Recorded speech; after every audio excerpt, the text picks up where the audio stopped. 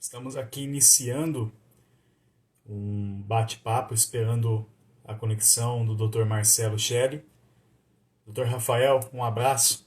Marcelo chegou por aí, a gente já vai chamar o Dr. Marcelo para participar desse bate-papo conosco, falando um pouco sobre a história do direito, a Constituição, nosso ordenamento jurídico e as implicações também que a religião tem na construção do ordenamento. Vou chamar aqui então o Dr. Marcelo. Guardando a conexão.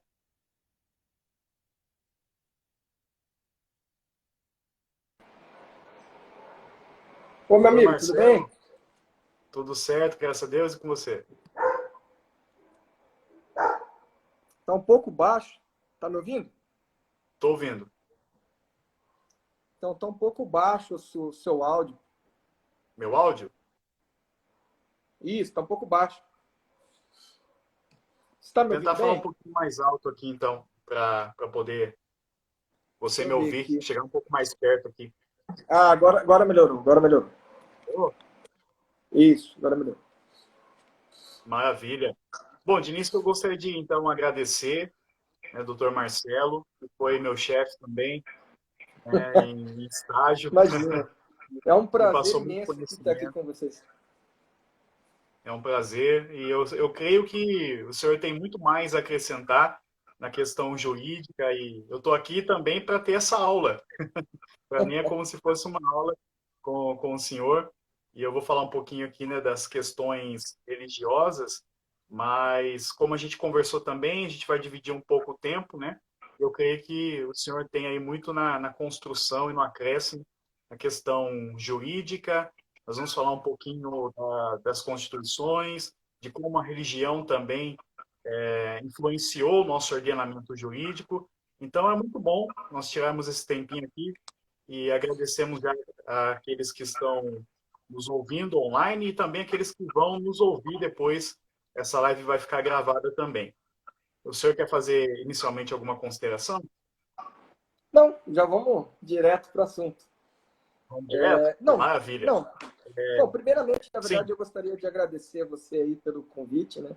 Eu espero que seja muito profícua essa nossa conversa sobre um tema que é muito instigante, né?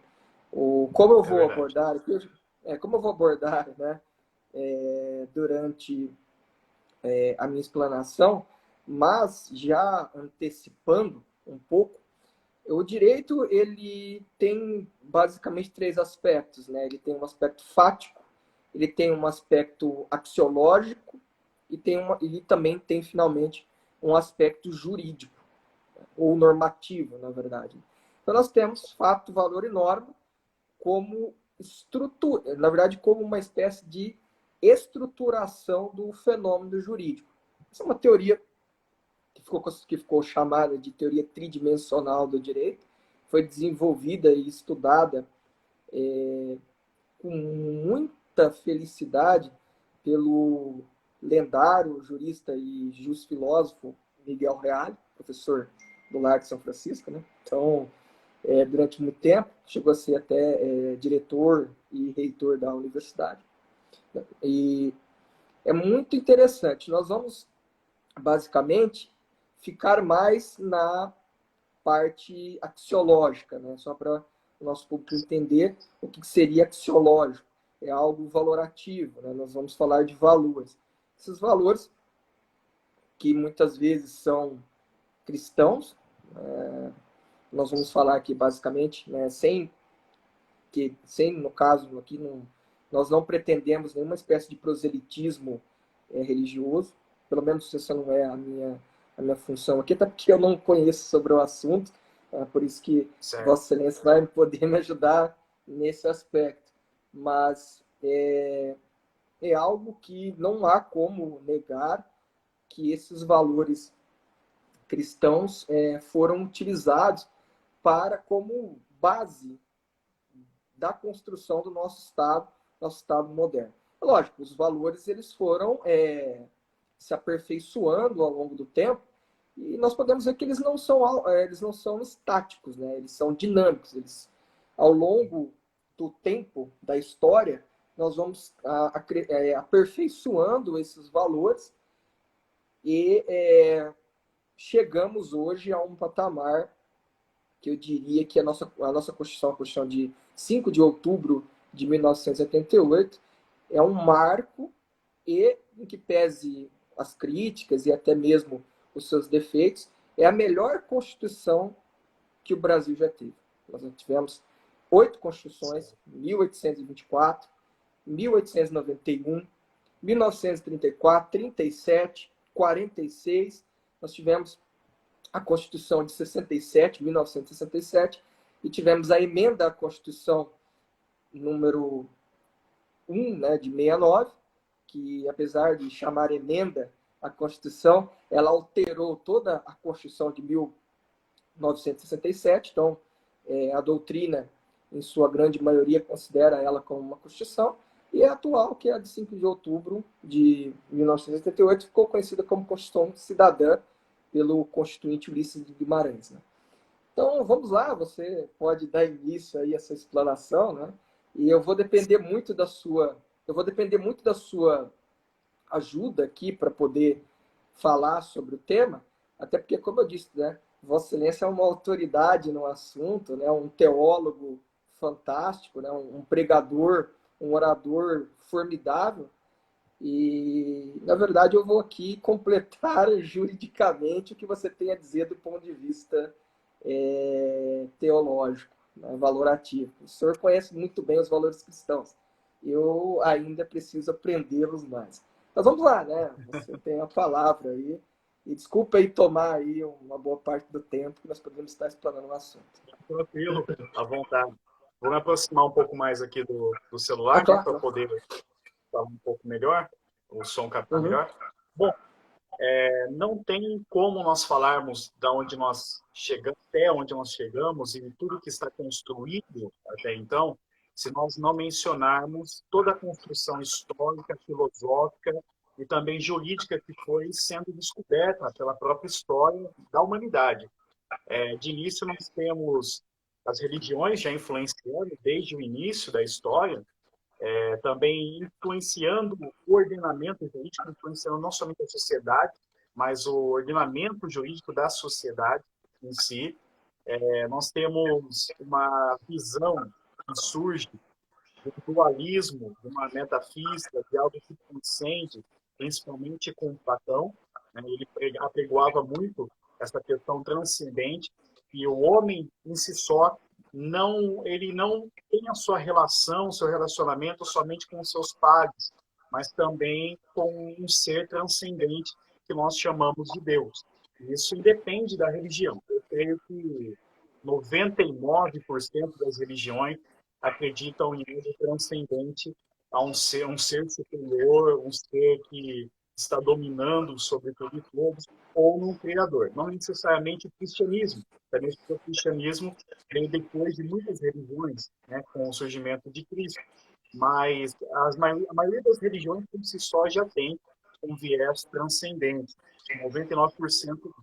Então, Platão apregoava para nós que existe um dualismo, que existe algo que transcende, existe uma metafísica. E nós começamos a observar na história humana que a teocracia, ou seja, o governo de Deus na história da sociedade, trazia o seu ordenamento jurídico também relacionado àquilo que agradava ou desagradava a divindade, né? E aí, com o passar do tempo, filosoficamente falando, e até mesmo juridicamente, a humanidade passou a se atentar não somente nas questões transcendentais que envolvem a divindade, mas também as questões relacionadas aos pares, aqueles que estão próximos a nós, que são os nossos semelhantes. Então, por assim dizer, o que nós temos? Nós temos uma evolução histórica e filosófica, onde o homem começou a observar que também as necessidades humanas e ao seu redor deveriam ser amparadas por direitos e deveres. E aí surge um ordenamento jurídico que se pauta em observar não somente questões morais relacionadas às divindades, mas também questões de ética e moral relacionado ao próximo. O que nós não podemos ignorar é a visão também justnaturalista, né, do direito, ou seja, que há um direito natural inerente ao ser humano, está presente no homem, é isso que o justnaturalismo prega, né, que, de certa forma, os padrões morais, os padrões éticos, eles já estão intrínsecos no ser humano, como construção humana, ou seja, é como se houvesse uma centelha divina em cada ser humano para se ditar o padrão moral e ético. Afinal de contas, não faria sentido nenhum a questão de certo e errado se nós não tivéssemos um padrão moral e ético, né? Mesmo, e relacionado também às questões da divindade.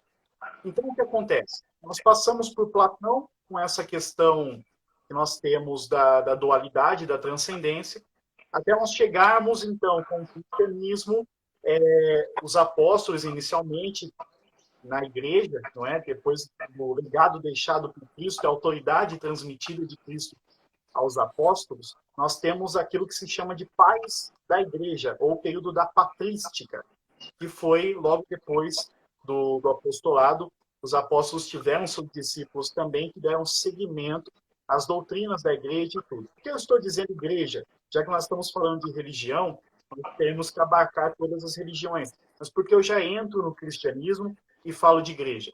Porque nós temos aqui mais de 80% da nossa nação se denominando cristãos. Então, o país, o Brasil, historicamente, é uma nação cristã. Dentre esses 80%, nós temos aí um pouco mais de 60% de católicos e os demais evangélicos, né, ou protestantes. Então, na patrística existiu, né, um dos pais da igreja, denominado, chamado Agostinho, né, Agostinho de Hipona, denominado Agostinho de Hipona por causa da cidade.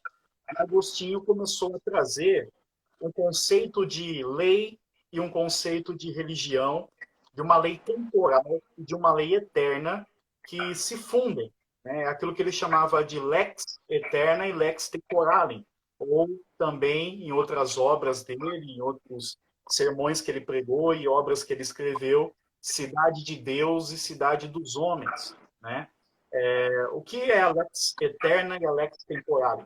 Para Agostinho, a lex eterna falava de uma lei divina que está presente no homem, né? Isso nós vemos lá em Platão, que há a possibilidade da dualidade, da transcendência daquilo que é físico, daquilo que é normal, comum. Então, nós temos em Agostinho a lex eterna, que é a lei divina, a lei de Deus, que para ele, né, tem a ver com aquilo que está no ser humano, aquilo que habita o ser humano, na sua capacidade de discernir o que é ético, na sua capacidade de discernir o que é moral e agradar a Deus, né? Ainda que a pessoa se diga ateu, ignore a questão de Deus e do conhecimento de Deus, ainda assim nela há um conceito de certo e errado que ela, mesmo que ignore a divindade, ela segue intuitivamente. Então, a lex eterna seria relacionada a Deus. Já a lex temporale, ou a lei temporal, a cidade dos homens, como Agostinho trazia, diz para nós que essa lei divina se comunica com a lei humana e toda a lei humana é fruto, procede dessa lei divina. Ou seja, nós temos aqui várias leis no nosso ordenamento jurídico, e depois, no segundo bloco, eu vou estar comentando um pouquinho sobre elas, que se relacionam com aquilo que está escrito na Bíblia, por exemplo, né? Nós sabemos que a Bíblia é inerrante palavra de Deus para aquele que é cristão, é a via de fé e prática, para todo aquele que se diz cristão. Então, o que acontece? Para Agostinho, ele trazia muito bem esse conceito de que uma lei eterna e uma lei temporal, elas se complementam. Ou seja, tudo aquilo que se encontra em Deus, que é construção do ser humano, também é aplicado em princípios e preceitos humanos. Então, assim, eu observo a necessidade dos meus pais, mas eu também observo tudo aquilo que envolve a divindade e os conceitos que são apregoados pelas religiões e tudo. Então, assim, você observa que sempre há padrões de respeitar ao próximo, muitas vezes de respeitar o ambiente em que se vive, até mesmo o indígena, que não tem acesso ao cristianismo, na maioria das vezes, não foi alcançado pela mensagem cristã, ele respeita a natureza e respeita os seus pares. E ele ainda assim crê que há um ser transcendente quando ele olha para o Sol e chama de Deus Sol. Né? Então, o que Agostinho traz é que há, independente da questão religiosa e de se crer em Deus ou não, para Agostinho, a lei de Deus se comunicava na criação toda. Isso envolve principalmente o homem, que é um ser racional e que dita as leis humanas, obviamente. Então, ele pode ver a necessidade no seu entorno e adequar aquilo que se tem de padrão de certo e errado, da sua moralidade e também da sua ética. Então, de início, é isso que eu gostaria de falar, e eu passo aqui também a palavra para o senhor dar sequência. Tá, muito obrigado aí, Robson, por essa verdadeira aula sobre aí o cristianismo. Bom, vamos lá.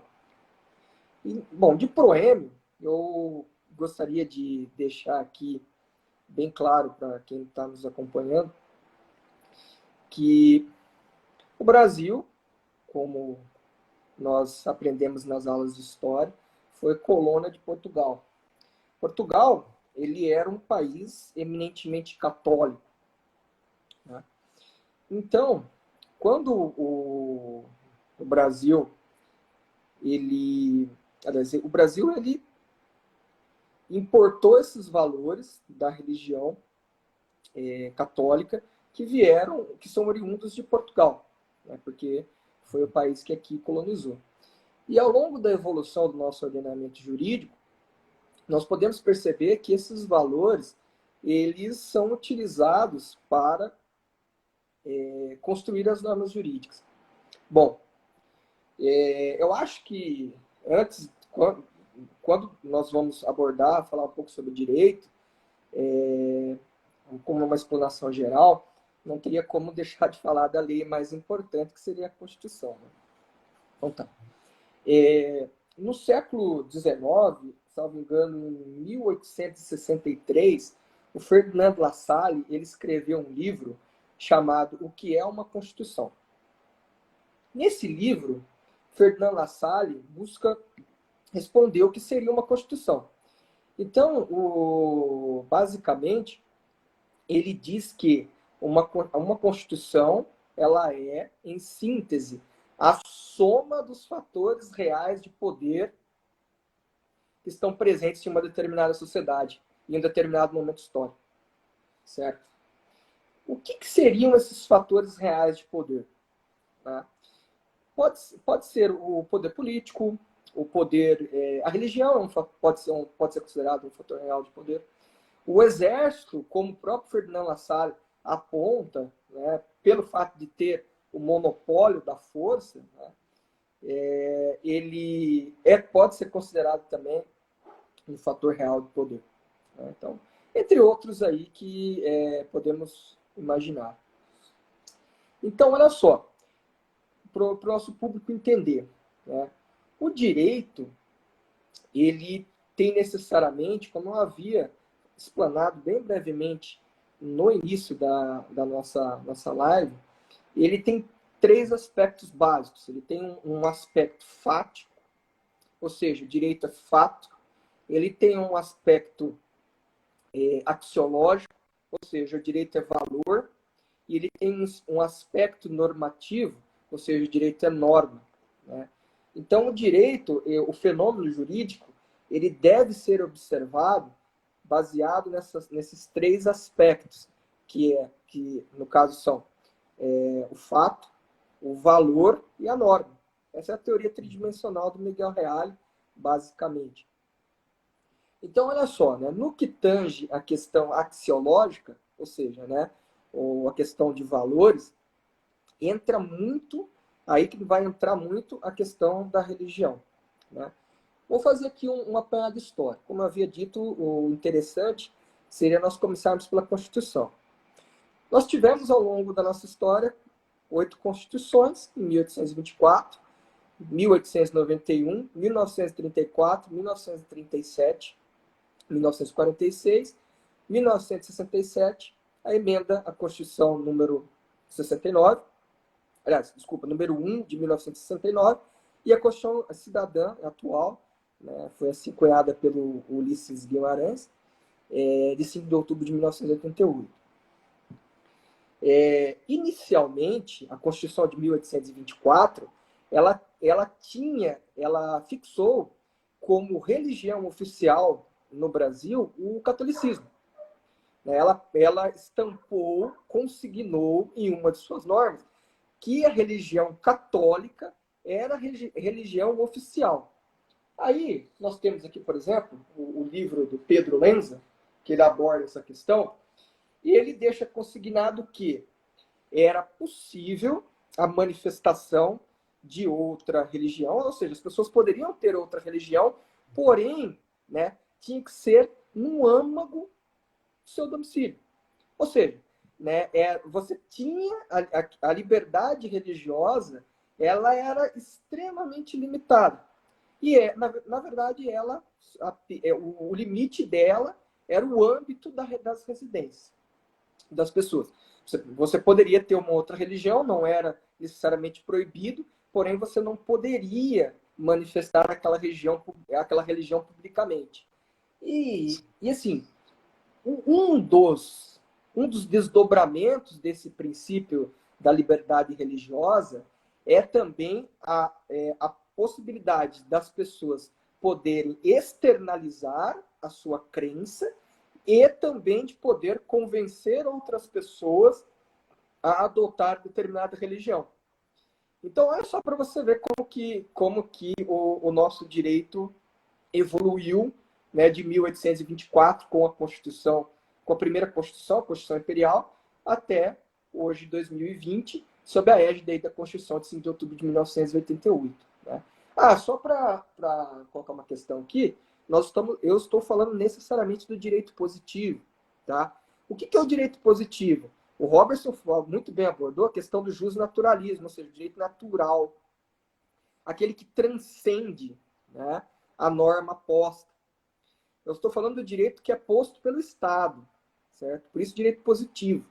Ou seja, o direito cuja fonte principal é a lei, é a norma jurídica, aquela que está posta pelo Estado. Né?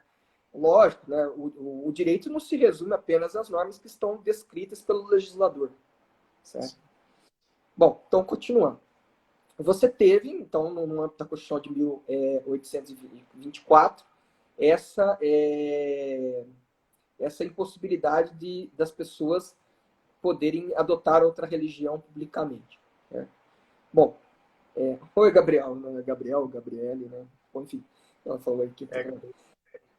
Então, bem, evoluindo, avançando um pouco mais na história, nós tivemos a proclamação da República em 15 de novembro de 1889 e que foi positivada na Constituição de 1891, que é a primeira Constituição republicana. Foi conhecido como Constituição do Rui Barbosa, né? Ele foi para os Estados Unidos estudar o federalismo norte-americano, estudar a Constituição norte-americana para poder tentar aqui trazer um pouco dos valores norte-americanos. Nós tivemos a Constituição de 1891. Essa Constituição de 1891, ela aboliu, né, a religião católica como a religião oficial do Estado. Né? Ou seja, nós deixamos de ser um Estado teocrático, certo? Que é aquele Estado, ou o Estado confessional, né? Que é aquele Estado que possui uma religião oficial, para passarmos para o Estado não confessional ou o Estado laico. Né? Nós, às vezes, escutamos muito as pessoas falarem o Estado laico, Estado laico, Estado laico. O Estado laico não é um Estado ateu, certo? O Estado laico, ele é um Estado que as pessoas muitas vezes confundem, né? O princípio do laicismo, do Estado laico, ele pressupõe a liberdade religiosa, ou seja, o Estado não vai impor nenhuma religião e também não vai embaraçar o funcionamento das entidades religiosas, igual nós temos hoje na nossa Constituição de 1988. Nós temos aí o Estado sendo vedado à União, Estados, Distrito Federal e município. Quando eu falo Estado, eu quero dizer aos 4 entes federados. é proibido a eles embaraçar o funcionamento das igrejas, certo? Então, a Constituição de 1891, além dela trazer uma série de inovações, inclusive aboliu o poder moderador, que era horrível, né? Fruto de um Estado absolutista. Mas, para não divagar muito, vou ficar apenas na questão... boa noite, João Paulo, tudo bem?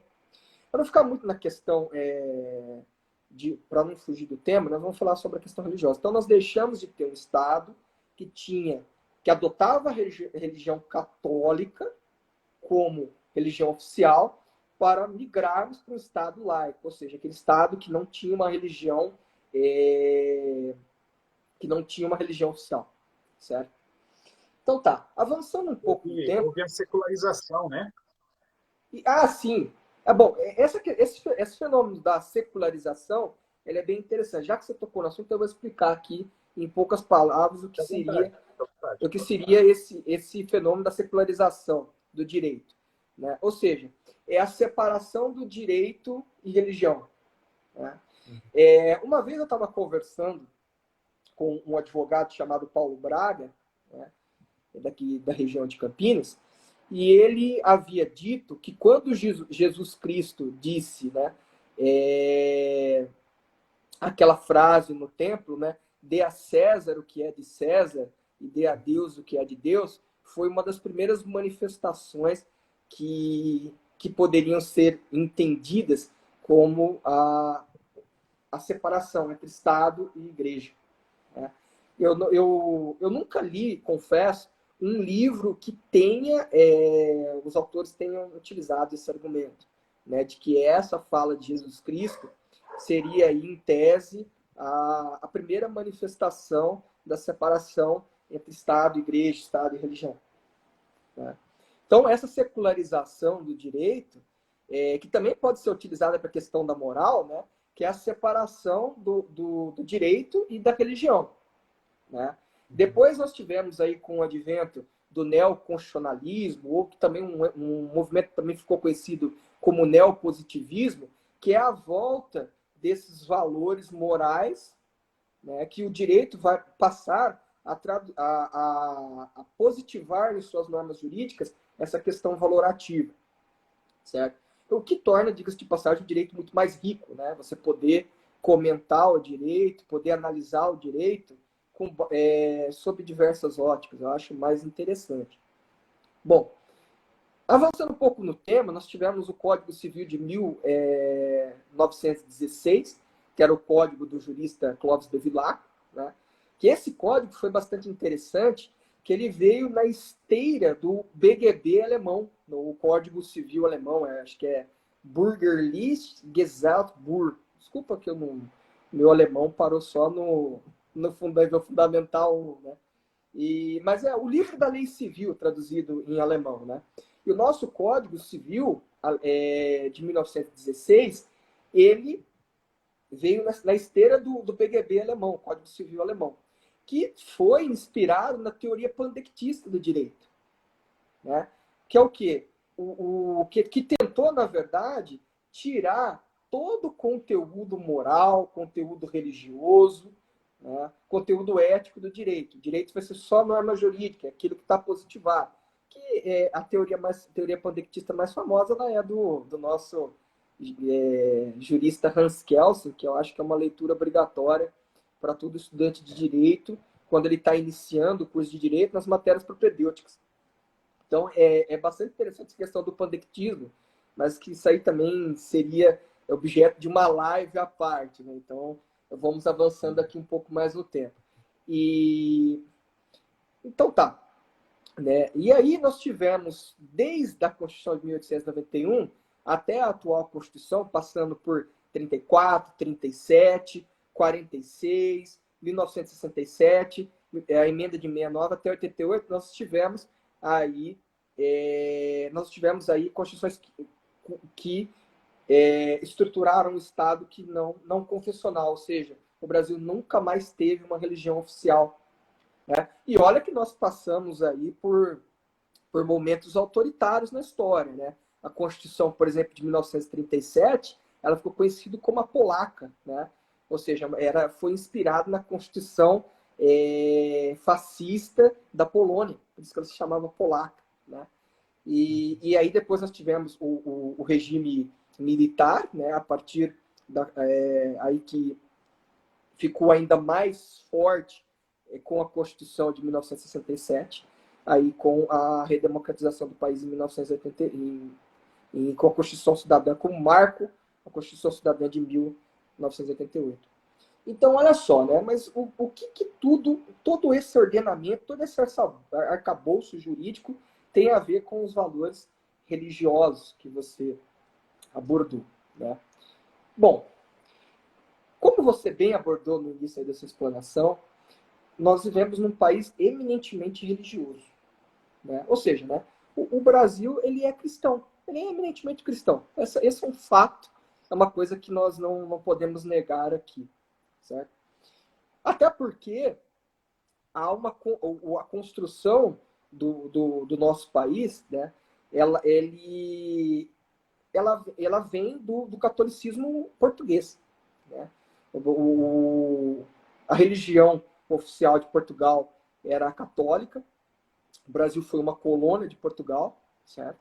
E aí, esse sentimento religioso, né? Depois nós tivemos, obviamente, o advento de outras religiões. O próprio cristianismo não se resume, obviamente, só ao catolicismo, né? Tem muitas outras religiões aí que são cristãs. Mas é um país eminentemente cristão. Eu não tenho um dado exato para falar aqui quantos por cento da população brasileira é cristã. O senhor falou 80%, então eu vou ficar com esse dado de 80%. Então nós temos esse país eminentemente cristão. O que acontece? Quando nós falamos do fenômeno jurídico, e eu abordei os aspectos do direito, os aspectos básicos do direito, sendo resumido em 3 frentes, desdobrando-se em fato, valor e norma, especificamente na questão dos valores, nós temos os valores cristãos. Pois é, né? Quem cria o ordenamento jurídico? A fonte principal do direito é a lei. A lei, né? Obviamente, você tem os costumes, né? Os costumes também, né? Os costumes, uma sociedade que é eminentemente cristã vai ter costumes cristãos, né? Lembrando que o costume ele tem 2 aspectos, o aspecto objetivo e o subjetivo, né? Ou seja, o objetivo é a prática reiterada de uma determinada conduta, e o aspecto subjetivo é a sua aceitação como direito. Então, obviamente que os costumes de uma sociedade eminente cristã serão costumes cujos valores são extraídos do cristianismo, né? Verdade. Então, quem cria? Então, como o direito tem como fonte formal e principal a lei, mas ele não se resume, ele não se encerra apenas na lei, né? Nós temos qual que é o poder cuja função típica é legislar? O poder legislativo, certo? E o poder legislativo, ele é dividido, o Congresso Nacional compõe o poder legislativo, e ele divide-se em 2 casas, né? Então, vai ter a Câmara dos Deputados, que são os representantes do povo, e nós temos o Senado da República, que no caso, é a representação do Estado, dos Estados-membros que compõem a federação, né? Ora, se nós temos, né, dentro dessas câmaras, no caso, dentro da Câmara, né, os representantes do povo, e no Senado nós temos os representantes do Estado, porém é uma entidade que é composta por seres humanos, né? É óbvio que na construção do ordenamento jurídico, cuja fonte principal é a lei, é obviamente que nós vamos ter esses valores cristãos sendo utilizados na construção do ordenamento jurídico. E detalhe, isso é perfeitamente legítimo. Perfeitamente legítimo. Alguns falam, mas algumas pessoas falam, mas nós vivemos um Estado laico, a Constituição é laica, né? Tá, não, eu concordo, nós vivemos um Estado laico, né?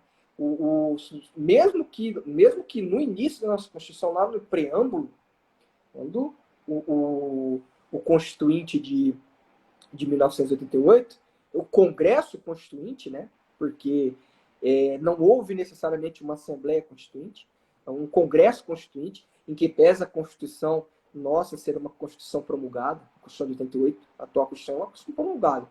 Ela não é uma Constituição outorgada. Ela não foi imposta unilateralmente por quem estava no poder. É uma Constituição promulgada, em que pese não houve o fenômeno da Assembleia Nacional Constituinte, houve o fenômeno do Congresso Constituinte, em 5 de outubro de 1988. É lógico, né? A Constituição foi promulgada em 5 de outubro de 1988, mas houve aí os trabalhos sendo feitos durante um interstício aí de quase 2 anos, né? Os trabalhos. Agora, né? É óbvio que isso é perfeitamente legítimo. Lá no preâmbulo está escrito sobre a proteção de Deus. O Constituinte de 88 invocou a proteção de Deus. O preâmbulo não tem força normativa, mas ele tem um caráter hermenêutico importante. Né? Ou seja, só para o nosso ouvinte que não é do direito aqui está acompanhando, a hermenêutica a hermenêutica jurídica, ela busca estudar a ciência da interpretação das normas jurídicas. Certo? Então tá. Então, olha só, isso é perfeitamente legítimo. Porque, olha, né, se o povo, né, todo o poder emana do povo, que o exerce através de seus representantes ou diretamente nos termos dessa Constituição. Artigo 1º, parágrafo único da Constituição. É um valor fundamental, um princípio fundamental da Constituição. Então, olha só, Nossa, Nelson, tudo bem? Obrigado por estar participando. Bom, retomando. Se você tem o povo cuja base é eminentemente cristã, os nossos governantes, eles saem dessa sociedade.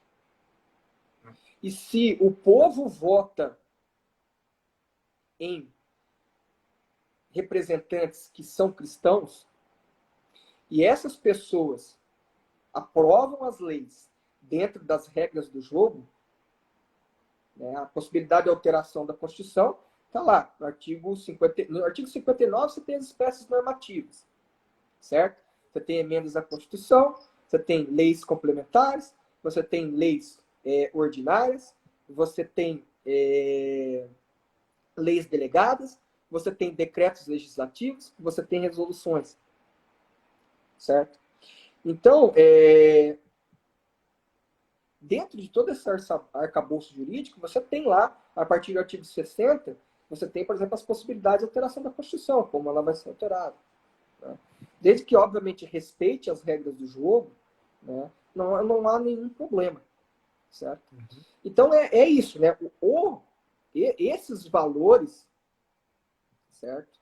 Que nós não podemos aqui vilipendiar, né? Esses valores de uma sociedade que é eminentemente cristã, não estou falando que o Estado é laico, né?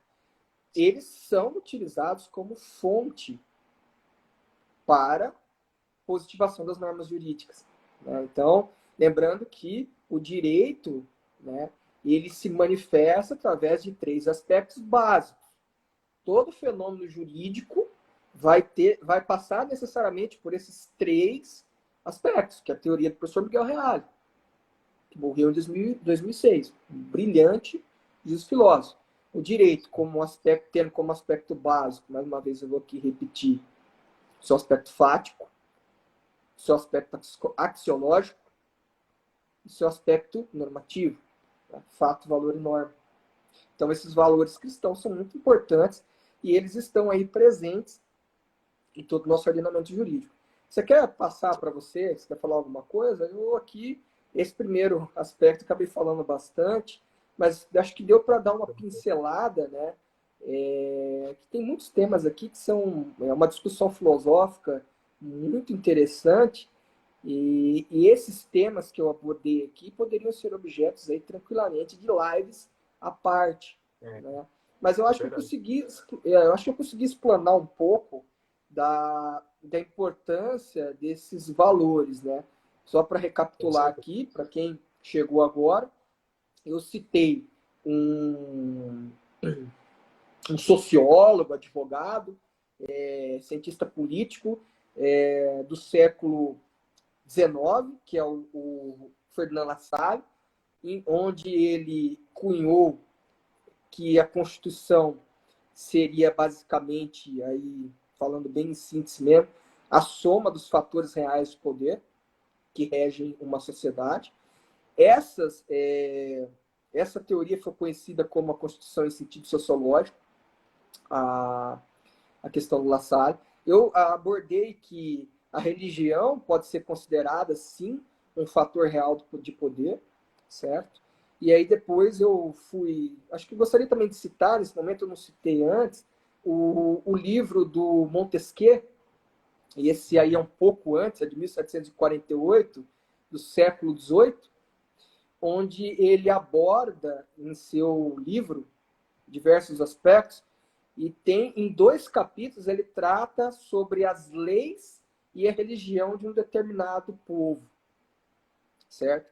E É, aí ele traz questões interessantes, como por exemplo, uma delas ele fala assim, né, que basicamente, né, que é uma infelicidade para a natureza humana é, que adote uma religião imposta por um determinado conquistador, né? Então, isso guarda, logicamente, que ressalvada aí as suas características peculiares, a Constituição de 1824, em que nós temos aí a fixação da religião oficial católica. Isso está expresso na Constituição de 1824. Se alguém tiver, por curiosidade, quiser digitar no Google Constituição de 1824, vai aparecer, aí vocês podem procurar lá nos artigos, há aí o catolicismo como a religião oficial. Aí eu também falei que a partir de 1891, com a primeira Constituição Republicana, e também todas as demais constituições, certo? A de 34, 37, 46, a Constituição de 1967, a emenda à Constituição de 69 e também a Constituição de 88, elas aboliram a religião, uma religião oficial do Estado. Ou seja, né, nós passamos a ter estados não confessionais, ou seja, aqueles estados laicos, o povo fala. E também eu abordisse que o Estado laico ele não é necessariamente o Estado ateu. O Estado laico, o ponto nevrálgico de um Estado laico é o respeito à diversidade religiosa, em que dentro de um Estado nós temos aí que conviver com diversos pensamentos religiosos. Então é preciso certa tolerância do povo, certo? E também assegura a liberdade das pessoas poderem, a liberdade confessional e de externalizar aquele seu pensamento religioso, aquela sua crença em público. E também de convencer outras pessoas. Né? Então, direito de. Você pegando esse direito fundamental à liberdade religiosa, um verdadeiro direito fundamental, previsto no artigo 5º da Constituição, inclusive o fundamento dele está no caput do artigo 5º, certo? Que é o direito à liberdade, né? Essa liberdade, né, ela está em sentido amplo, né, lato sensu, ela também engloba a liberdade religiosa. Então é muito importante nós vivermos num Estado laico, que não é um Estado ateu, mas que também assegura o direito das pessoas terem aí e serem ateus. Né? Não tem nenhum problema. Então, é isso. E eu também abordei aqui, só para finalizar agora mesmo, para a gente passar a palavra, que é manifestamente legítimo, né, que os valores cristãos sejam utilizados como fonte para criação das normas jurídicas, ou seja, do direito posto. Aqui estou falando do direito positivo. Bom, enquanto eu vou passar a palavra para você, acho que tem uma ou duas perguntas aqui, e aí eu vou ver quais são elas aqui, e aí eu já vou responder. Tem uma que está fixada aqui, é do Isso, eu senhor fixei que era do Rafael. Dr. Rafael. Isso. Bom, Doutor vamos lá. Marcelo Sim. Dr. Marcelo comentou que valores cristãos são comumente utilizados como fonte do direito. Pergunto, podem também ser usados na interpretação do direito posto? Tá, fala que eu vou responder essa aqui. Essa questão é bastante interessante, Rafael. Obrigado pela pergunta aí. Né? Foi muito interessante a exposição, essa aula também, né? Brilhante. Eu tenho aqui uma relação, é breve até, de algumas normas jurídicas que nós temos no nosso ordenamento, né, envolvendo aqui alguns diplomas legais, e que tem relação com aquilo que está escrito na Bíblia. Exatamente por conta disso que o senhor expôs, doutor Marcelo. Que há uma questão de nosso país ser cristão, né? E, obviamente, aquele que é o ente legislador, ele vai se basear em conceitos éticos e morais relacionados a isso. Bom, de início, como o cristianismo ele tem uma raiz de cultura e também de religião judaica, né? Até mesmo porque Cristo foi judeu, nós não podemos deixar de citar aqui os 10 mandamentos, em Êxodo capítulo 20, aí, dentre os 10 mandamentos, que eram os principais que regiam todo o ordenamento de Israel, né, do povo judeu. Houve uma divisão, nem vou entrar nesse aspecto, eles se tornaram judeus e samaritanos depois, mas é o mesmo povo, a mesma origem, né, vamos dizer assim. Então, assim, Israel tinha mais de 365 mandamentos que ditavam leis éticas, morais e cívicas, e dentre esses 365, lógico que os 10 mandamentos são a base. Então, assim, nesses 10 mandamentos, nós temos, por exemplo, honre seu pai e sua mãe. Né? Assim você terá vida longa e plena na terra que o Senhor, seu Deus, lhe dá. Isso faz parte dos 10 mandamentos. Nós temos o artigo 229, né, do Código Civil, ou melhor, da Constituição, que os pais têm o dever de assistir, criar e educar os filhos menores, e os filhos maiores têm o dever de ajudar e amparar os pais na velhice. Veja que é um Exatamente. princípio de honra que existe no Decálogo, nos 10 Mandamentos, que está presente na Constituição Federal, no artigo 229. Bom, nós temos também no Decálogo, não mate ou não matarás.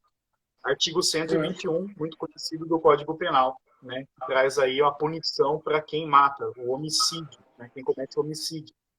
Nós temos também não cometa adultério, e o adultério ele era criminalizado no nosso ordenamento jurídico, passou a não ser mais criminalizado. Salvo engano, até 2005, né? E isso ele é criminalizado e depois deixou de ser criminalizado. Porém, nós temos no artigo 1566 do Código Civil, na questão do casamento, os deveres de ambos os cônjuges. E o primeiro, fidelidade recíproca. Né?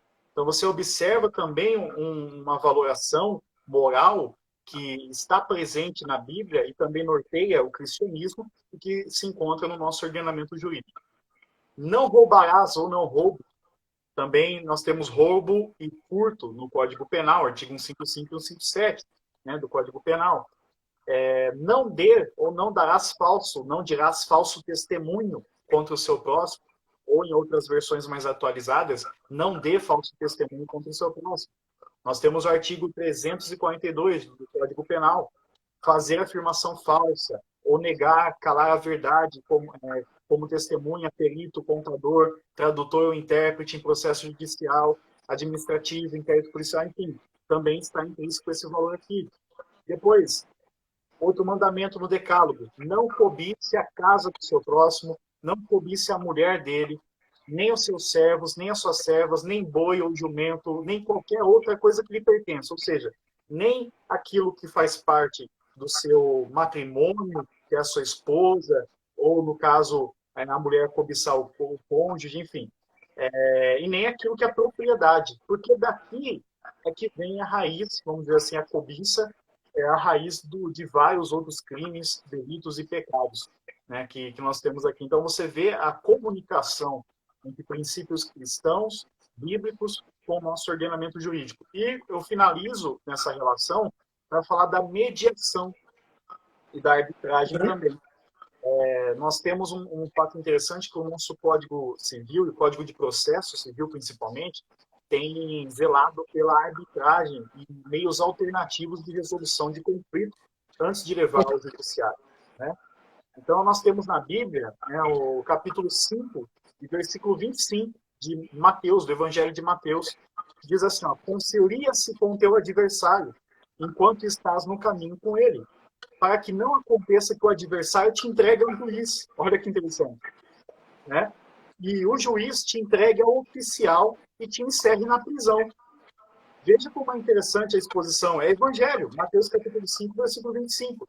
Então, Jesus é que está dizendo aqui, são palavras dele.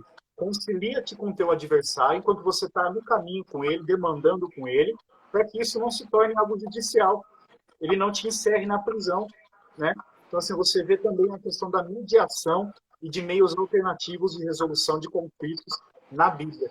Então, é interessante a exposição que o senhor trouxe dessa ligação entre a nossa sociedade cristã, consequentemente legisladores com princípios cristãos, morais do cristianismo, e o reflexo disso nós temos no nosso ordenamento. Então, por mais que se negue a existência de Deus, se negue qualquer coisa relacionada a algo transcendente, nós não podemos negar que aquilo que se tem de transcendente na Bíblia, que é a palavra de Deus, também se reflete no nosso ordenamento jurídico, né? Então, ainda que se negue uma vivência na prática da fé cristã, não se pode negar que os princípios e os valores espelharam muita coisa na nossa norma, no nosso ordenamento jurídico. Bem, nós temos 8 minutos, então nós podemos encerrar a live, temos que encerrar um pouquinho antes, porque senão não salva aqui no Insta e ele corta e a gente nem se despede, né? Então eu passo para o senhor rapidamente responder a pergunta do Rafael e já também fazer as suas considerações finais, eu também me despeço posteriormente e a gente encerra a live. Doutor Marcelo, com a palavra. Obrigado, obrigado, meu amigo. Parabéns aí, uma explanação fantástica, né? Então, vamos lá, né? O doutor Rafael perguntou o seguinte, né? O doutor Marcelo comentou que valores cristãos são comumente utilizados como fonte do direito. Falei exatamente, bem observado. Pergunto, podem também ser usados na interpretação do direito posto? Sim, podem ser utilizados. Por quê? Né? Um valor, normalmente, assim, né? Nós temos no nosso ordenamento jurídico, uma coisa que também eu não falei, mas basicamente, regras, princípios e postulados, certo? Uma regra, ela segue a lógica do tudo ou nada, ou seja, ela se aplica ou não se aplica em uma determinada relação, certo? Um princípio, ele é um mandado de otimização, ou seja, ele é aplicado na medida, né, do possível. Então, você tem aí, quem estudou bastante essa questão foi o Dworkin, né, e depois o Robert Alexy. Tem 2 livros maravilhosos sobre isso, né? Bom, respondendo, pode sim. Por quê? Né? Como nós estamos falando de valores, certo? Que muitas vezes se traduzem em princípios, certo? Quando você está diante de uma situação em que há 2 normas que estão em antinomia, ou seja, um conflito entre regras, certo? Ou colidem, que seria uma colisão aí para princípios. Você tem dentro da ciência do direito mecanismo para solucionar esses conflitos ou, no caso, a colisão, né? Então, mas quando uma lei fala uma coisa, outra fala outra, e em tese as duas incidem no caso concreto, certo? Quando nós estamos diante de um princípio e tem um outro princípio, né? Uma coisa que a gente às vezes vê muito, né? A questão só para citar como exemplo, né? A questão da doação de sangue ao testemunha de Jeová que está no hospital e ele precisa receber uma transfusão de sangue. Doação não, desculpa, transfusão, tá? Então tá, a religião dele não permite, mas a Constituição assegura a vida, mas também assegura a liberdade religiosa. Como a gente vai resolver um caso desse? Imagina, sei lá, um juiz, né, ou mesmo um médico tendo que decidir se vai ou não fazer a transfusão, depois ele vai receber um processo, como é que vai ser? Né? Então, olha só, há mecanismos dentro do ordenamento jurídico que permitem, né, você solucionar esses conflitos, certo? E como nós estamos diante de valores, como eu havia dito, valores que são cristãos ou mesmo que vêm além do próprio cristianismo, né? Então transcende o próprio cristianismo como religião, você pode sim utilizar esses valores para poder interpretar o ordenamento jurídico, certo? Você tem, por exemplo, quando há antinomia de normas, você tem o critério teleológico, onde você vê a finalidade da norma, você tem a interpretação histórica, onde você vai abordando conceitos históricos para poder chegar à melhor solução. E dentro da colisão de princípios, você tem lá a ideia da dimensão de peso, ou você tem que aplicar um sem tentar afastar o outro, certo? Não sei se eu consegui explicar, mas sim, respondendo essa pergunta, sim, tem como utilizar, né, o hermeneuta pode utilizar os valores cristãos, no caso, aqueles que estão previstos no ordenamento jurídico, para poder interpretar um caso concreto. Eu encerro aqui, pessoal. Um abraço. Foi um prazer estar com vocês. Robson, obrigado pela live, tá? Eu que Foi agradeço, muito agradeço bom pela conversar aula contigo. aí. Maravilha, doutor Marcelo, agradeço pela participação, pela aula, a todos que participaram aqui ao vivo, vai ficar gravado depois também. De repente, se você tiver alguma dúvida e quiser tirar com o próprio doutor Marcelo, pode chamar, né, doutor? Pode chamar Pode. no direct aí, mandar mensagem. Tem mais dúvidas aqui, mas infelizmente, por causa do tempo, a gente não vai conseguir responder por causa da questão do Insta, da dinâmica, né? Mas agradeço a todos vocês, vai ficar gravado aqui também. De repente, você que não pegou desde o começo poderá rever, né, essa live. O doutor Marcelo, o meu abraço e a todos que estiveram participando aqui na live. Fiquem com Deus e até a próxima. Aquele abraço. Até Abraço. mais. Tchau a Tchau, tchau. todos. Boa noite. Tchau. Boa noite. Boa noite.